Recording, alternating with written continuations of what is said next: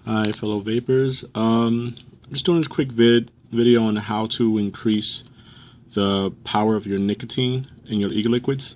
If you're like me, you probably drip, and when you drip, you probably go no higher than 6 milligrams. I think it's considered pretty high for dripping as well. But the problem is that when I drip my 6 milligrams at home, which I normally do, I normally sit in my living room at home after everyone goes to sleep. I'll sit here and just vape continuously for an hour or two before I go to bed. That 6 milligram use is not having as much of an effect on me as it used to.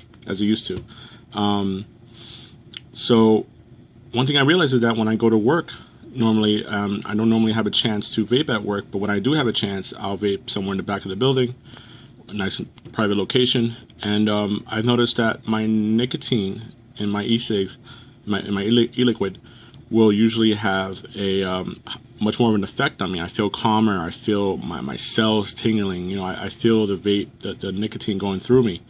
And I wondered why doesn't this happen when I'm at home? At home, I just feel like I'm vaping zero nicotine. It got me to thinking into my old Psych 101 days. And here we have a picture of Pavlovian conditioning. For those of you who don't know what Pavlovian conditioning is, basically you set up motivation. So in this case, you have upper left, you have a dog who wants food. What happens when a dog sees food? It starts to salivate. Okay, it increases salivation. That's a body automatically adjusting to the possible intake of food. Number two, here you see that there's a whistle. The whistle has no interest to the dog, so when a person blows a whistle, the dog doesn't do anything. It just sees a whistle, and it's not conditioned to have any response to the whistle. However, number three, you see that there's food added along with the whistle. So now the dog is associating the food with the whistle. So that from now on, whenever he hears a whistle, he will be thinking that food is coming along with it. Okay, and that's what's happening. Number four, when whoever it is, a researcher or whoever it is, blows a whistle, the dog will think, okay, there's food coming, even though there is no food present. And the dog will start to salivate. That's the dog's body automatically adjusting to the thought that there will be a food coming in. Now, the same thing happens with drug intake, okay? Something that happens with drug abusers, and obviously I'm not referring to nicotine as a illegal drug, or dangerous drug per se, in decent amounts. But something that happens with drug abusers is that they will tend to have an overdose when they take a drug or an amount of drugs that they normally take in a certain environment. So if they normally take, I don't know, let's say cocaine. Let's say they normally take cocaine at a certain high amount at home all the time. Let's say they always do it at home, And suddenly one day a friend of theirs says, hey, let's go to my garage and do it there. And suddenly the drug addict will take his usual amount that he usually takes at home, but then he will have a drug overdose when he's at his friend's garage. Why does that happen? It's because when he's at home, his body is conditioned to accepting that high level of drug. So his body gets ready. It prepares his body for taking such a high level of drug. It's used to taking it at that certain environment in his home. Whereas in the friend's garage, there were no stimuluses. There was no whistle to say, hey, get your body ready to take this high level of drug. Therefore, when they take that same high level of drug they normally take at home, in their friend's garage, their body goes into shock and basically it overdoses. Okay, they die typically, or need serious hospitalization. So the same thing happens with nic. It really happens with any kind of drug that has an effect on your body.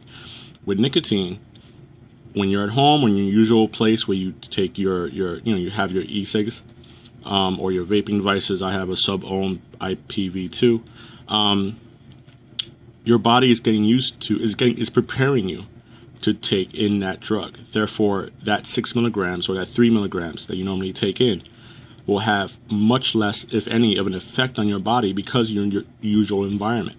When you go into a different environment, that your body has prepared to take in that drug, and therefore the nicotine will have a much higher effect.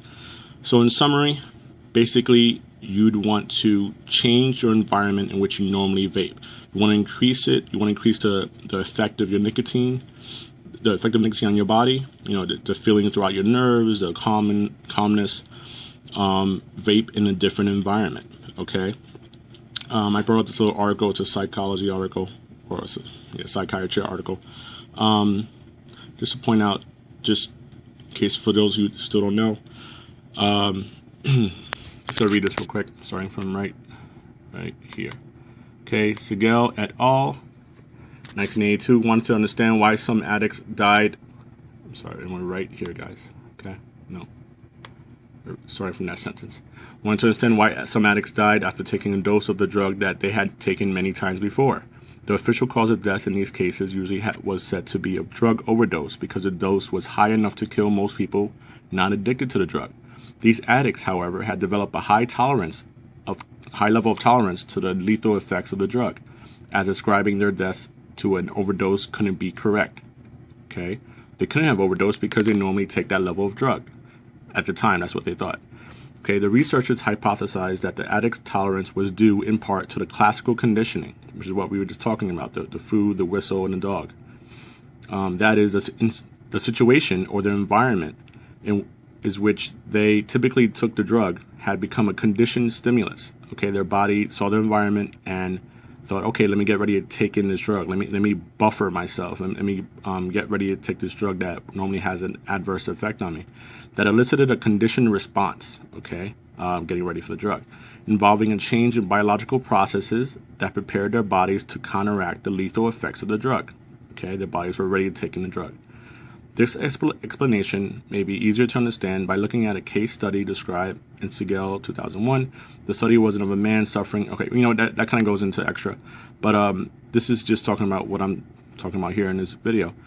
So if you want to increase the power of your nicotine and your e-cigs, vape in a different environment. You normally vape in your living room, try vaping in your bathroom. You normally vaping in your bathroom, try vaping in the backyard. Just a different environment altogether would be best. Just change the environment altogether.